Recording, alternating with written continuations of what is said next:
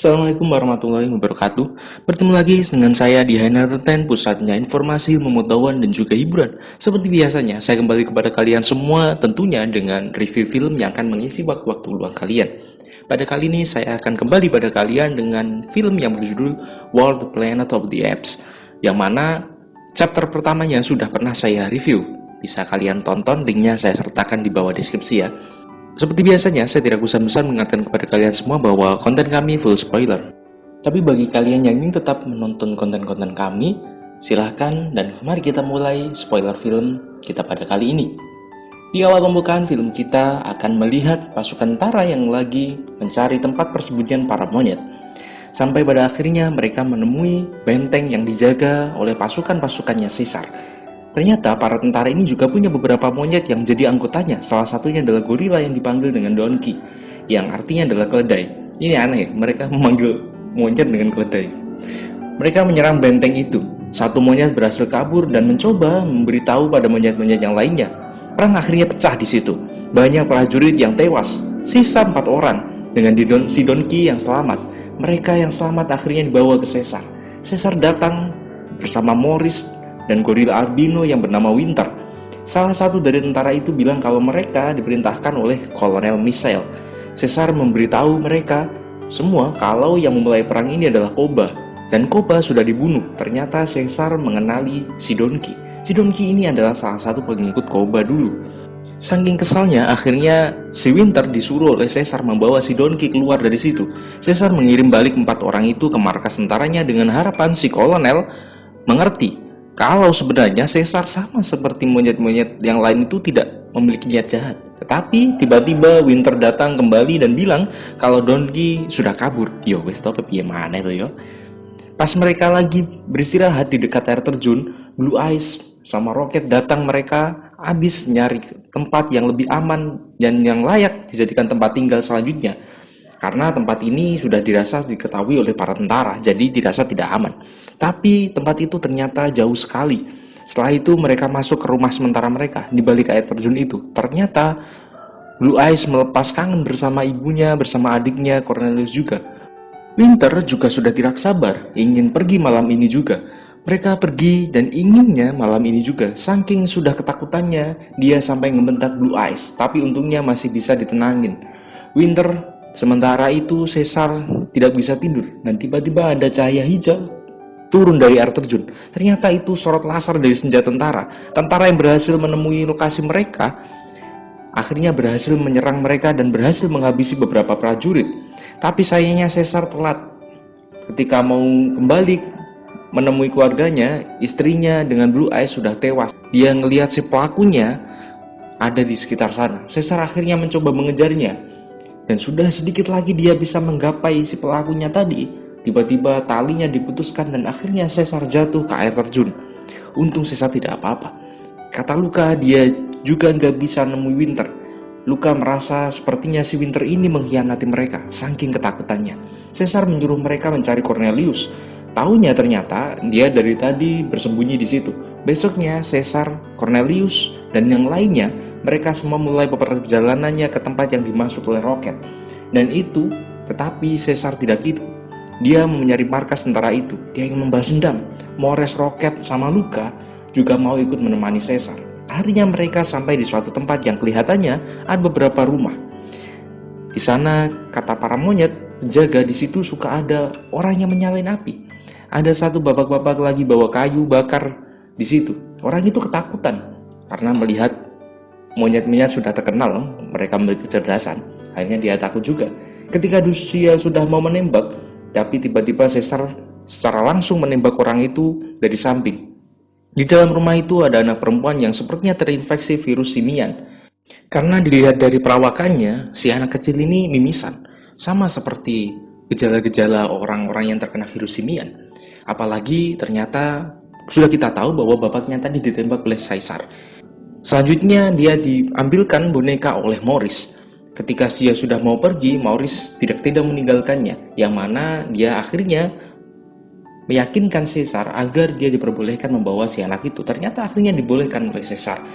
Malam itu mereka berhasil menemui markas tentara. Ternyata di tempat itu ada si Winter. Mereka mendapatkan info jika kolonel pergi tadi pagi. dan pergi membawa banyak sekali prajurit untuk menyambut prajurit aliansi dari utara. Jadi kolonel pergi ke sana duluan, sisanya baru bakal berangkat besok pagi.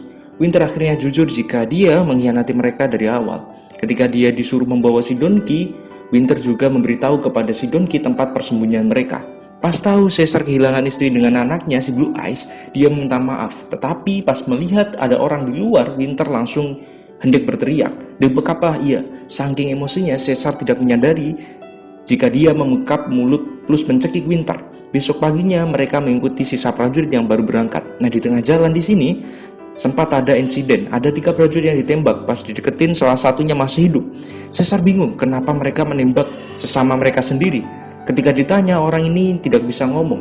Sama seperti si anak kecil itu. Berarti dia juga terinfeksi virus yang sama seperti anak kecil itu. Mereka menjadi kehilangan jejak.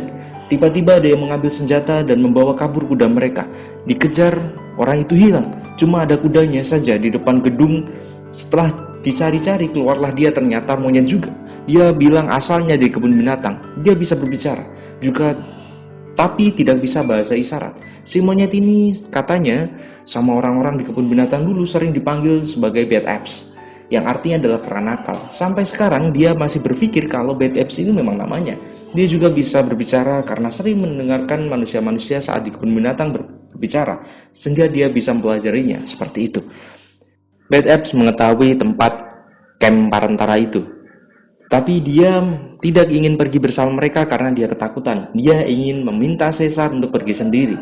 Setelah mengetahui alasan Caesar ingin sekali pergi ke sana, akhirnya Bad App tersentuh hatinya dan ikut sedih, sehingga dia mau mengantar mereka semua ke tempat itu. Sebelum berjalan ke tempatnya, Luka memberikan setangkai bunga terhadap anak kecil tadi. Itu benar-benar momen yang membuat kita sadar bahwa ternyata Luka memiliki sisi lembutnya sendiri. Saat sudah sampai di tempatnya, tiba-tiba ada 2 prajurit yang menyerang mereka. Luka tertembak ketika ingin melindungi Caesar. Akhirnya Luka gugur. Caesar semakin marah. Caesar mengatakan mereka harus membayarnya dengan omongan yang sangat-sangat kasar. Akhirnya Maurice menjadi merasa bahwa Caesar sekarang tidak jauh seperti Kuba. Akhirnya Caesar memutuskan untuk membuat misi balas dendam mereka sendiri. Dengan cuma bermodalkan shotgun, dan di bawah dia menemui banyak anggota para kera dulu yang semuanya tertangkap, yang kemudian mereka diikat. Dia menanya pada salah satu yang mereka yang masih hidup, katanya tentara berhasil menemui mereka. Mereka mengiranya setelah tertangkap langsung dibunuh, tetapi ternyata si kolonel memerintahkan agar mereka semua dibawa ke camp dan disuruh menjadi seorang pekerja paksa. Tiba-tiba Donkey datang dan memukul Caesar dari belakang. Caesar kemudian dibawa dan diserahkan kepada kolonel. Setelah itu Caesar dibawa ke kandang tahanan bersama monyet-monyet yang lain. Dia juga sempat melihat Cornelius di kandang anak-anak. Kelihatan ia sangat ketakutan. Mereka semua menjauhi Caesar, malah yang meminta maaf pada Caesar atas sikap mereka yang sudah tidak menghormati Caesar adalah salah satu bawahannya. Mereka dipaksa bekerja keras untuk membuat sejenis benteng. Padahal kata Lake dari awal dibawa ke situ, mereka tidak diberi makan dan minum. Ada satu monyet yang melakukan kesalahan langsung dicambuk sama Donkey. Dan karena tidak tega, Caesar langsung berteriak dan meminta Donkey untuk berhenti. Si kolonel meminta Caesar untuk menyuruh monyet-monyet bekerja. Tetapi Caesar bilang mereka bahkan belum diberi makan dan minum. Sehingga Caesar meminta jika ingin bekerja silakan diberi makan dan minum terlebih dahulu. Tetapi bukannya menuruti dia, si kolonel malah menghitung mundur hendak menembak kepala Caesar. Akhirnya Lake yang mengajak monyet-monyet yang lain untuk bekerja untuk menyelamatkan Caesar. Ternyata Maurice, Rocket, dan Ben Epps bersama si anak kecil itu masih di atas sana. Mereka menggunakan teropong untuk mengawasi Caesar. Malam itu Caesar dibawa bertemu lagi dengan si kolonel. Caesar sadar kalau prajurit yang bakal datang itu bukan mau gabung sama pasukannya si kolonel tadi, tapi mereka justru datang ingin menyerang kolonel. Alasan kolonel berbuat sejauh ini juga sama seperti Caesar. Dia kehilangan anaknya yang terkena virus inian. Dia juga bilang virus itu bermutasi. Manusia bakal kehilangan kemampuan bicara, kemampuan berpikirnya. Juga semenjak itu dia membantai orang-orang yang terinfeksi untuk menyelamatkan peradaban manusia. Istilahnya cut off lah. Para prajurit yang akan datang dan menyerang kolonel ini adalah golongan orang-orang yang tidak setuju dengan caranya si kolonel menyelamatkan umat manusia. Di sisi lain, Bad Apps jatuh ke jalan rahasia semacam terowongan bekas dulu orang-orang yang sakit pada kabur. Besok harinya mereka semua diberi makan oleh tentara dan minum juga kecuali si Caesar. Morris CS menyusuri jalan rahasia itu. Malamnya Caesar sudah lemas sekali. Katanya kalau besoknya masih lemas, Caesar akan ditembak sekalian. Dan si anak kecil itu kemudian menyelinap masuk ke dalam kerangkeng Caesar dan membangunkan Caesar menggunakan bonekanya. Setelah itu dia memberikan Caesar minum dan makan. Caesar juga melihat semua monyet mengangkat tangan simbol persatuan mereka. Para tentara tiba-tiba datang. Untuk menyelamatkan si anak kecil itu, Morris masuk dan mengalihkan perhatian. Ia dimasukkan kandang juga dan di akhirnya, habis itu Rocket langsung memberitahu rencana yang sudah dia dan Morris rancang. Besoknya si kolonel menemukan boneka si anak kecil itu. Sempat curiga, terus dia membawa boneka itu. Mereka lanjut kerja di esok harinya. Rocket memberitahu Caesar 37 langkah ke kandang monyet dewasa, 55 langkah ke kandang anak-anak. Caesar meneruskan informasi itu kepada Morris agar Morris bisa langsung mencari jalannya kepada jalan rahasia itu. Bad Apps berhasil membuka jalan ke kandang dewasa. Terus Morris menyuruh Bad Apps naik ke atas. Sayangnya, ketika mereka ingin melanjutkan, mereka tidak bisa menggali ke kandang anak-anak. Karena itu terowongnya sudah mulai banjir, jadi Morris menutupkan jalannya. Mereka memancing salah satu prajurit dengan melemparinya pakai kotoran, ya pakai tai itu. Si prajurit itu pas sekali berdiri di dekat lubang. Dari bawah Morris menarik dia, terus melemparkan kunci kandangnya. Setelah itu Caesar bersama Rocket menyelamatkan anak-anak terlebih dahulu. Nah, setelah anak-anak monyet lainnya sudah berhasil keluar, tetapi Caesar tidak mau ikut. Dia mau membalaskan dendam terlebih dahulu kepada si kolonel. Di situ akhirnya dia sadar kalau ternyata dia sama seperti Koba, sama-sama tidak bisa lepas dari kebencian dan balas dendam. Kolonel sudah tidak berdaya ketika Caesar datang di kamarnya. Si kolonel ternyata sudah terinfeksi virus gara-gara dia mengambil bonekanya si anak kecil itu. Caesar pengen sekali menembak si kolonel, tetapi dia tetap tidak tega. Akhirnya dia menaruh pistol di sana agar si kolonel membunuh dirinya sendiri. Caesar buru-buru kabur dari sana. Ia membawa granat. Ketika ada prajurit datang ke kamar itu, Caesar ingin meledakkan tangki bahan bakar agar bentengnya hancur. Tapi sebelum dia berhasil melakukan apa-apa, sudah ada yang memanah dia.